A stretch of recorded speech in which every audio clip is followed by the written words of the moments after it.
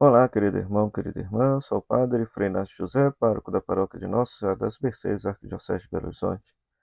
Seja bem-vindo ao nosso programa O Pão da Palavra, no qual nós meditamos a Palavra de Deus proclamada neste domingo. Se é a primeira vez que você está passando aqui por esse canal, não esqueça de deixar o seu like, fazer a sua inscrição, ativar as notificações e compartilhar este conteúdo com todos aqueles que gostam de meditar a Palavra de Deus.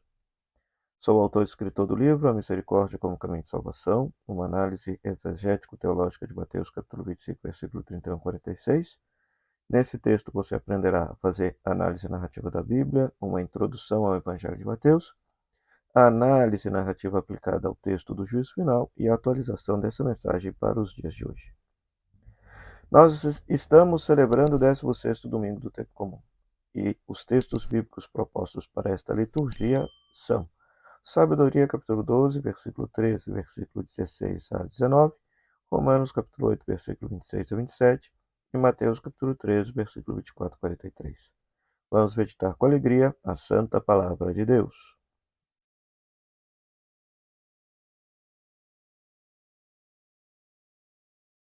Pois muito bem, estamos celebrando o 16º domingo do tempo comum. Na primeira leitura, nós temos essa mensagem preciosa do livro da sabedoria, um livro que se encontra na Bíblia Católica, no Antigo Testamento Católico, se encontra na Septuaginta, não se encontra na Bíblia Hebraica. É um texto que foi originalmente escrito em grego, por uma comunidade provavelmente de judeus helenistas na cidade de Alexandria, que tentam mostrar que a verdadeira sabedoria consiste em praticar a religião judaica e não aderir à filosofia e costumes gregos que eram hegemônicos na época. E a grande mensagem desse texto é que Deus concede perdão aos pecadores, que Deus, da sua imensa sabedoria, julga com clemência, exerce sua justiça, mas concede o perdão aos pecadores. Concede perdão aos pecadores. Esse texto está em paralelo com o Evangelho, Mateus capítulo 13, versículo 24 a 43, que é a parábola do joio e do trigo. A parábola do joio e do trigo. Conforme vimos no domingo passado, o capítulo 13 é o miolo do Evangelho de Mateus, é o centro do Evangelho de Mateus, onde estão as parábolas do reino. As parábolas do reino. E nesse texto, Jesus explica o mistério do bem e do mal estarem convivendo no mundo, mas nos ensina também que só no fim da história da humanidade, bem e mal haverão de ser definitivamente separados. Definitivamente separados. Do ponto de vista da pastoral, esse texto é muito belo, muito importante, porque nos ensina que nós não devemos julgar absolutamente ninguém. Devemos ter essa mesma atitude de Deus lá na primeira leitura, do perdão aos pecadores. Por quê? Porque o nosso julgamento ele é muito parcial, porque nós muitas vezes vamos considerar a gente como trigo e o outro como joio, e só Deus mesmo é que sabe o que é o bem e o mal, sabe verdadeiramente distinguir quem é joio e quem é trigo, né? E essa perspectiva de ser joio e trigo é uma questão que nós, ora, somos dia joio, ora somos dia trigo. E é muito interessante porque eles são muito parecidos. Somente quando eles estão maduros, prontos para a colheita, é que o agricultor sabe distinguir o joio do trigo. Então, é um ensino fabuloso, por quê?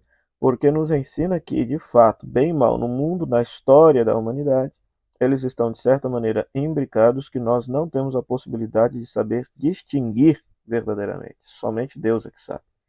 Então, nos ensina que nós não devemos emitir esse juízo condenatório acerca das pessoas, né? Porque somente Deus é que pode fazê-lo. Somente Deus é que pode fazê-lo, né? Então, é uma ilusão a gente, por exemplo, na comunidade, na pastoral, no movimento, em casa, em qualquer lugar, a gente querer emitir um juízo condenatório dizendo que tal pessoa é joio, que tal pessoa é má, porque nós não sabemos na verdade. O nosso juízo, o nosso olhar, a nossa perspectiva é sempre parcial e não tem o alcance da visão e da perspectiva que Deus tem, né? Que Deus tem. Na história humana, Deus perdoa os pecados. Primeira leitura. Mas no fim da história, Deus haverá de fazer essa distinção, haverá de fazer definitivamente esta separação. E enquanto esse final não chega, Romanos capítulo 8, versículo 26 e 27, então nos coloca diante dessa perspectiva do Espírito Santo que está dentro do nosso coração, que intercede por nós ao Pai, com gemidos inefáveis. Que bonito perceber que o próprio Deus do nosso coração reza e intercede, porque como o nosso juízo é parcial, como a nossa perspectiva de bem e de mal está influenciada pela nossa tendência egoísta, pelo pecado original que está arraigado em nós, que muito embora tenha sido perdoado no dia do nosso batismo, mas que continua provocando seus efeitos nefastos na nossa vida, fazendo com que a nossa visão seja sempre uma visão egoísta a partir do nosso ponto de vista e não a partir do ponto de vista de Deus. Então, o próprio Deus, por meio do Espírito Santo, em nós reza e intercede para que nós possamos ser santos, para que nós possamos ser salvos, e intercede pelas graças que nós precisamos a fim de caminhar em plena comunhão com Deus. Então, é uma perspectiva muito linda, né? Nós não estamos sozinhos. Enquanto estamos atravessando a história humana, o próprio Deus habita o nosso coração, rezando e intercedendo pela nossa salvação, pela nossa santificação. Então, em relação a Jesus, aprendamos, portanto, essa lição. Jesus foi enviado ao mundo para conceder o perdão aos pecadores, para fazer com que o joio possa se transformar em trigo. Jesus também nos ensina que, enquanto estivermos na história, nós devemos ter essa paciência de conviver com as situações maléficas que nos envolvem, porque joio e trigo permanecerão juntos até o dia final, no dia da colheita.